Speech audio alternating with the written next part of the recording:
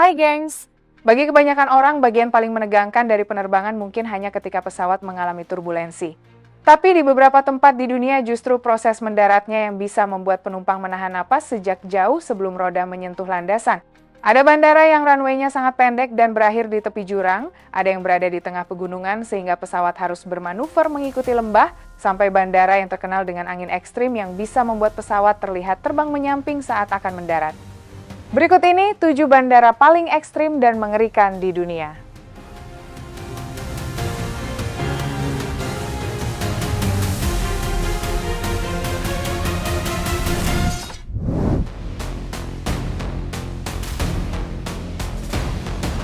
Yang pertama ada Tenzing Hillary Airport di Lukla, Nepal.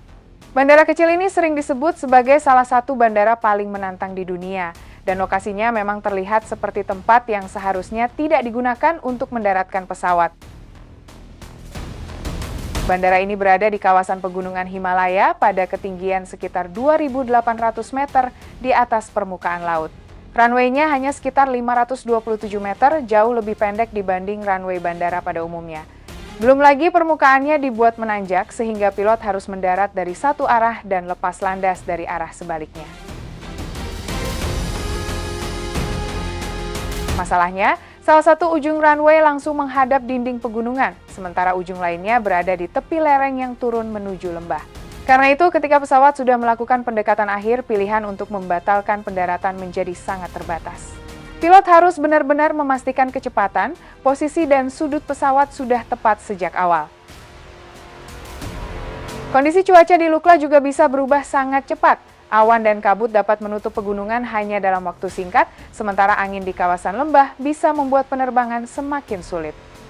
Itulah sebabnya penerbangan menuju Lukla biasanya dilakukan dengan pesawat kecil dan sangat bergantung pada kondisi cuaca. Meski terlihat mengerikan, bandara ini justru menjadi salah satu pintu utama bagi pendaki yang ingin menuju kawasan Gunung Everest. Ribuan pendaki dan wisatawan menggunakan Lukla sebagai titik awal perjalanan mereka menuju Everest Base Camp. Bagi penumpang, pemandangan Himalaya dari pesawat mungkin terlihat luar biasa. Tapi bagi pilot, mendarat di runway pendek yang berada di antara gunung dan jurang jelas bukan penerbangan biasa.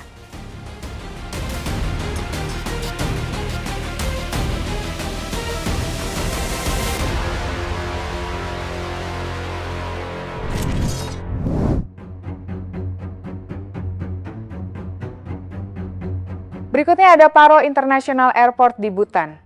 Dari luar, bandara ini memang terlihat kecil dan tenang, tapi bagi pilot, proses mendarat di sini jauh dari kata sederhana karena lokasinya berada di sebuah lembah sempit yang dikelilingi pegunungan Himalaya. Bandara Paro berada pada ketinggian sekitar 2.200 meter di atas permukaan laut. Pegunungan tinggi berdiri di hampir semua sisi bandara, sehingga pesawat tidak bisa melakukan pendekatan lurus dari jarak jauh seperti di bandara pada umumnya. Pilot harus mengikuti jalur lembah sambil melakukan beberapa perubahan arah sebelum akhirnya sejajar dengan runway. Pada tahap akhir, pesawat bisa terlihat terbang cukup dekat dengan lereng gunung dan permukiman sebelum melakukan belokan terakhir menuju landasan. Yang membuatnya semakin sulit, sebagian besar proses pendekatan dilakukan secara visual. Artinya, pilot harus benar-benar melihat kondisi medan di sekitarnya dan menyesuaikan penerbangan secara langsung. Karena tingkat kesulitannya, hanya pilot yang telah mendapatkan pelatihan dan izin khusus yang diperbolehkan melakukan penerbangan ke Paro. Cuaca pegunungan juga menjadi tantangan tersendiri. Awan, angin, dan perubahan jarak pandang dapat membuat penerbangan ditunda atau bahkan dibatalkan. Karena itu, operasi penerbangan di Paro sangat bergantung pada kondisi cuaca yang benar-benar mendukung. Meski begitu, Paro tetap menjadi bandara internasional utama Bhutan dan menjadi pintu masuk bagi sebagian besar wisatawan yang datang melalui udara.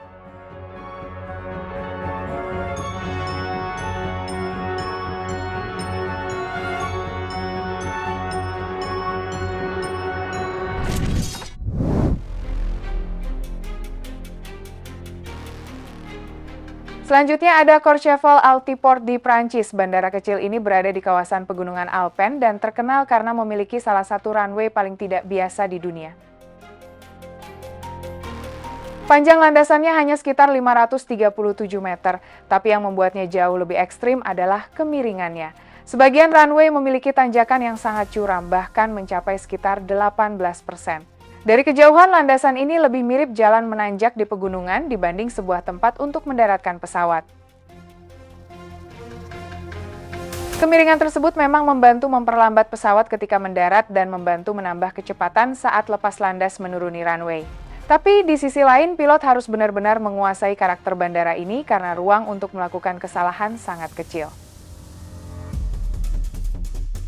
Lokasinya yang berada di pegunungan juga membuat kondisi angin dan cuaca bisa berubah dengan cepat.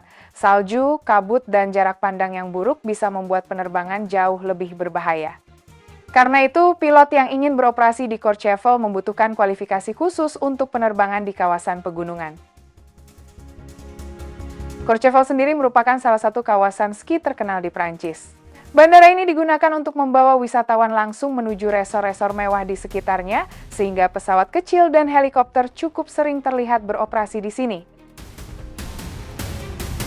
Bagi wisatawan, mendarat tepat di tengah pegunungan Alpen mungkin terdengar seperti pengalaman yang luar biasa. Tapi ketika pesawat mulai mendekati runway pendek yang menanjak tajam di atas gunung, pengalaman itu bisa berubah menjadi salah satu pendaratan paling menegangkan yang pernah mereka rasakan.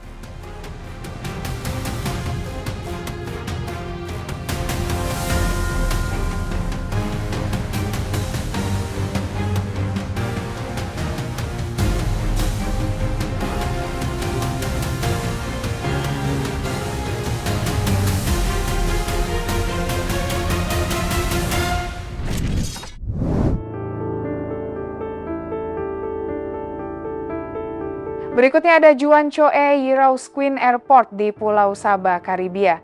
Dari udara, bandara ini terlihat seperti sebidang aspal kecil yang ditempelkan di tepi pulau, dengan laut mengelilinginya dari hampir semua arah.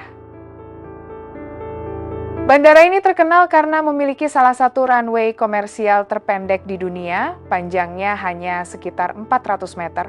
Dengan ukuran sependek itu, tentu tidak semua pesawat bisa mendarat di sini. Penerbangannya lebih banyak menggunakan pesawat kecil jenis TOL yang memang dirancang untuk lepas landas dan mendarat dalam jarak pendek. Tantangannya bukan hanya panjang runway, kedua ujung landasan berada sangat dekat dengan tebing dan laut, sehingga pilot harus menghitung titik pendaratan dengan sangat tepat. Kalau pesawat menyentuh runway terlalu jauh dari awal landasan, ruang yang tersisa untuk berhenti menjadi sangat sedikit.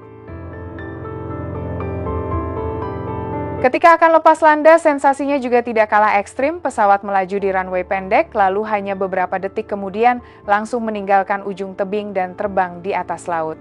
Dari dalam kabin, momen ini bisa terasa seperti pesawat sedang meluncur keluar dari sebuah pulau.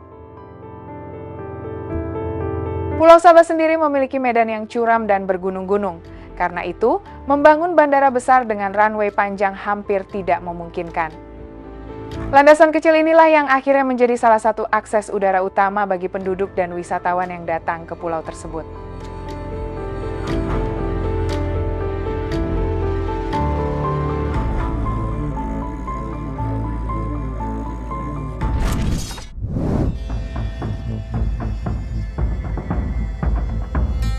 Selanjutnya ada Gustav III Airport di Saint Barthélemy, sebuah pulau kecil di kawasan Karibia. Bandara ini terkenal bukan cuma karena runway-nya pendek, tapi juga karena jalur pendekatannya yang terlihat sangat ekstrim.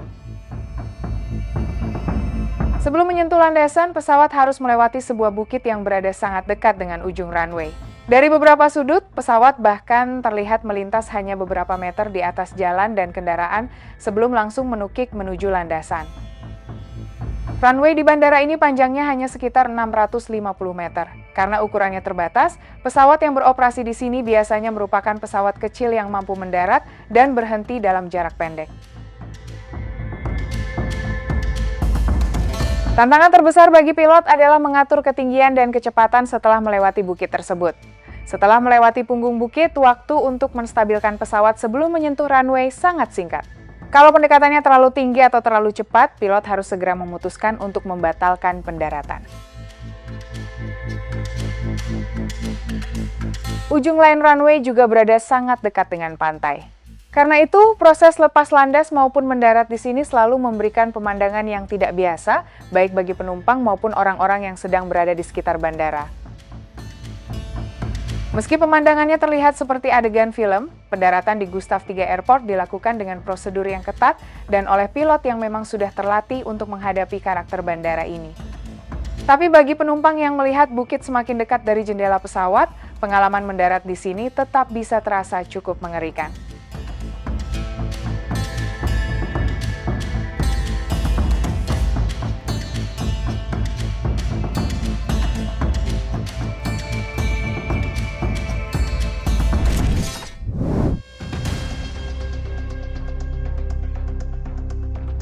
Berikutnya ada Cristiano Ronaldo Madeira International Airport di Portugal. Bandara ini berada di Pulau Madeira, sebuah pulau bergunung-gunung di tengah Samudra Atlantik yang terkenal memiliki kondisi angin cukup menantang bagi penerbangan. Masalah utamanya bukan karena runway terlalu pendek, melainkan karena posisi bandara yang berada di antara pegunungan dan laut, di mana aliran angin yang melewati lereng gunung dapat berubah arah dan kekuatan dengan cepat, sehingga pesawat bisa mengalami turbulensi atau crosswind ketika sedang melakukan pendekatan. Dalam kondisi tertentu, pilot bahkan harus mengarahkan hidung pesawat sedikit menyamping untuk melawan angin sebelum kembali meluruskannya menjelang menyentuh runway. Dari luar, teknik seperti ini bisa membuat pesawat terlihat seolah-olah mendarat dalam posisi miring. Karena karakter anginnya yang tidak biasa, operasi penerbangan di Madeira memiliki prosedur dan persyaratan khusus bagi pilot. Jika kondisi cuaca dianggap terlalu buruk, penerbangan bisa melakukan go round, dialihkan ke bandara lain, atau menunggu sampai angin kembali memungkinkan untuk mendarat dengan aman. Bandara ini juga memiliki salah satu bagian runway yang sangat unik karena keterbatasan lahan. Sebagian landasannya diperpanjang di atas ratusan pilar beton besar yang berdiri di dekat garis pantai. Dari kejauhan, konstruksinya terlihat seperti jembatan raksasa yang digunakan sebagai runway. Jadi, meskipun Bandara Madeira mampu melayani pesawat penumpang berukuran besar setiap hari, kombinasi pegunungan laut dan angin yang berubah-ubah membuat proses pendaratan di sini tetap menjadi salah satu yang paling menantang di Eropa.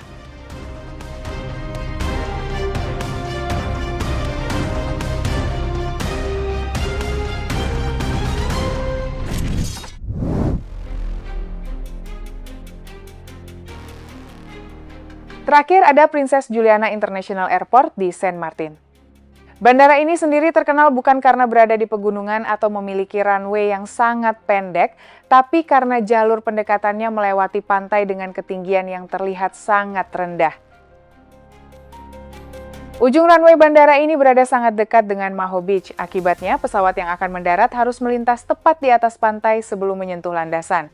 Dari bawah, badan pesawat terlihat sangat besar dan seolah hanya berjarak beberapa meter dari orang-orang yang berdiri di tepi pantai.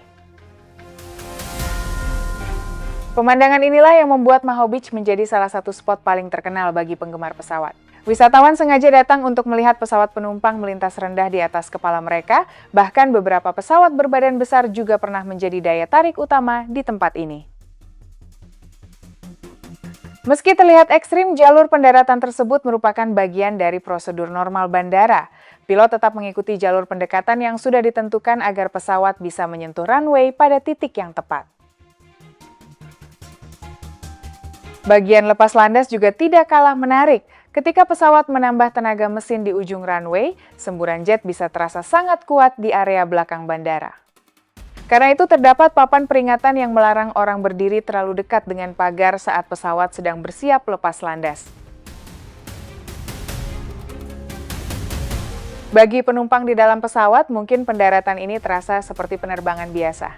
Tapi bagi orang-orang yang berdiri di Maho Beach, melihat pesawat besar melintas sangat rendah tepat di atas kepala, membuat Princess Juliana menjadi salah satu bandara paling ekstrim dan paling ikonik di dunia.